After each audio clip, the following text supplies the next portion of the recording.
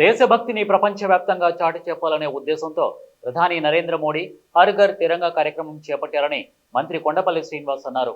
హర్ ఘర్ తిరంగా కార్యక్రమంలో భాగంగా విజయనగరం నగరపాలక సంస్థ ఆధ్వర్యంలో కోట నుండి గంట స్తంభం వరకు జాతీయ పతాక ర్యాలీని ప్రారంభించారు.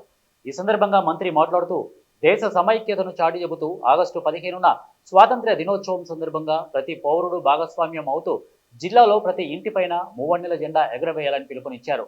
ముఖ్యమంత్రి చంద్రబాబు నాయుడు విజన్ 2047 సంకల్పంతో ప్రతి ఒక్కరూ దేశం కోసం, రాష్ట్రం కోసం పాటుపడాలని, భారతదేశాన్ని అగ్రరాజ్యాల వరుసలో నిలబెట్టాలని విజ్ఞప్తి చేశారు. కోట వద్ద నగరపాలక సంస్థ ఏర్పాటు చేసిన హర్ ఘర్ తిరంగా సెల్ఫీ స్టాండ్లో జాతీయ జెండా చేతబట్టుకొని మంత్రి సెల్ఫీ దిగారు. ఈ కార్యక్రమంలో స్థానిక శాసనసభ్యురాలు అదితి గజపతిరాజు, తూర్పు కాపు కార్పొరేషన్ చైర్పర్సన్ పాలవలస యశస్విని, మున్సిపల్ కమిషనర్ నల్లనయ్య, పర్యాటక అధికారి కుమారస్వామి తదితరులు పాల్గొన్నారు. ఈరోజు గౌరవ ముఖ్యమంత్రి గారు చంద్రబాబు నాయుడు గారు పిలుపు మేరకు, మోడీ గారి పిలుపు మేరకు, మన ప్రధానమంత్రి పిలుపు మేరకు ప్రతి ఇంటి పైన జెండా, మన జాతీయ జెండా ఎగరవేయాలని,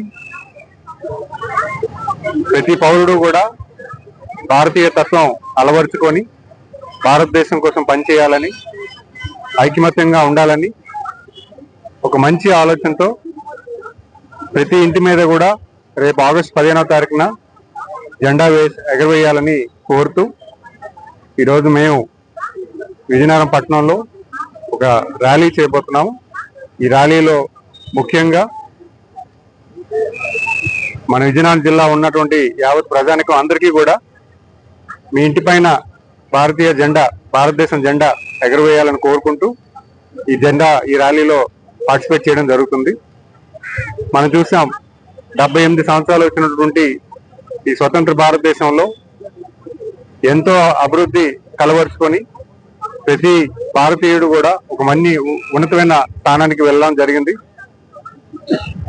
విజన్ 2047 100 సంవత్సరాల భారతదేశంలో మరింత అభివృద్ధి చేకూర్చాలి.